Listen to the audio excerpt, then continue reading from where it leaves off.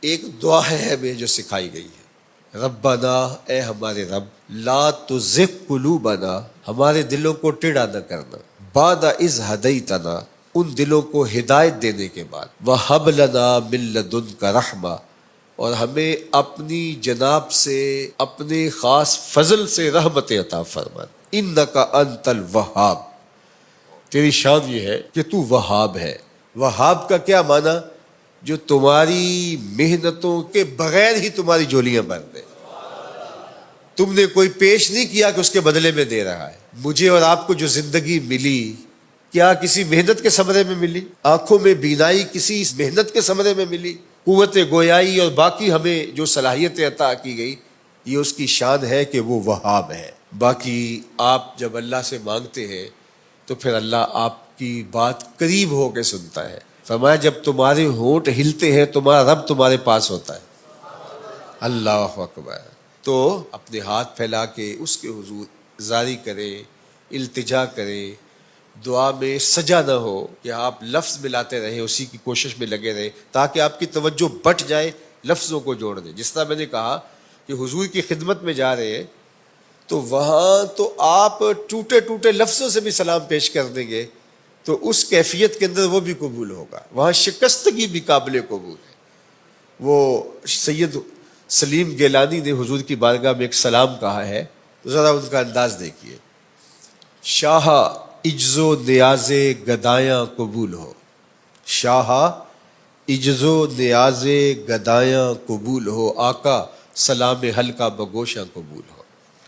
اب ذرا دیکھیے وہ کیفیت جو میں نے عرض کی، لفظ ساتھ چھوڑ گئے گنگ ہو گئے، لفظ ساتھ چھوڑ گئے گنگ ہو گئے، بے ربطیے نوائے پریشاں قبول ہو، بے ربطیے نوائے پریشاں قبول ہو، ساری دعائیں سیل تجلی میں بہہ گئیں، ایک اشک لرزاں ہے سر مجگاں قبول ہو۔ تو دعا کے اندر وہ شکستہ لفظ بھی اس کو قبول ہے۔ تو بعض اوقات لفظ ترتیب پاتے ہیں، بعض کا ٹوٹے ٹوٹے لفظ ہوتے ہیں، بعض کا انسان ہاتھ پھیلاتا ہے اور اس کو لفظ بھی نہیں مل رہے ہوتے۔ میں ہاتھ پھیلاؤں مانگوں تو کیا مانگوں، میں تو لفظ بھی گنگ ہو گئے۔ تو وہ بند لبوں کی بولیاں بھی سنتا ہے، وہ تمہارے لہجے کو جانتا ہے۔ خلوص سے پیش ہونا ہے، اس کے حضور عاجزی سے پیش ہونا ہے۔ اور یہ دعا اور اس دعا سے جڑے ہوئے مفہوم اس کے حضور آج خاص طور پہ عرض کرنے ہیں۔ اپنی عبادات کی قبولیت کی دعا کرنی ہے۔ ربنا لا تزغ قلوبنا بعد اذ ہدیتنا وہب لنا من لدنک رحمہ انک انت الوہاب۔ اے اللہ ہمارا دل سیدھا کرنے کے بعد دوبارہ ٹیڑھا نہ کر دینا، اور اپنی جناب سے بے مزد، جو ہماری کسی محنت کا نتیجہ نہیں ہے، رحمت عطا فرما دینا، اس لیے کہ تیری شان ہے کہ تو وہاب ہے۔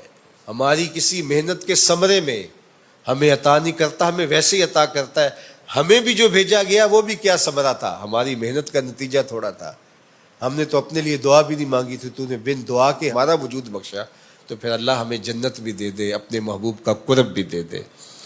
اور اللہ سے جو مانگو وہ عطا کرتا ہے۔ جب مانگنے بیٹھو تو چھوٹی سے چھوٹی چیز مانگو، بڑی سے بڑی چیز مانگو، جوتے کے تسمے سے لے کے جنت تک اس سے طلب کرو، وہ جولیاں بھر دے گا، وہ کرم کر دے گا۔ اللہ اکبر۔ حضرت علی کی ایک دعا ہے کہ یا سری الرضا اغفر لمن لا یملک الا الدعاء۔ کیا خوبصورت دعا ہے، ذرا اس کا ترجمہ سنیے۔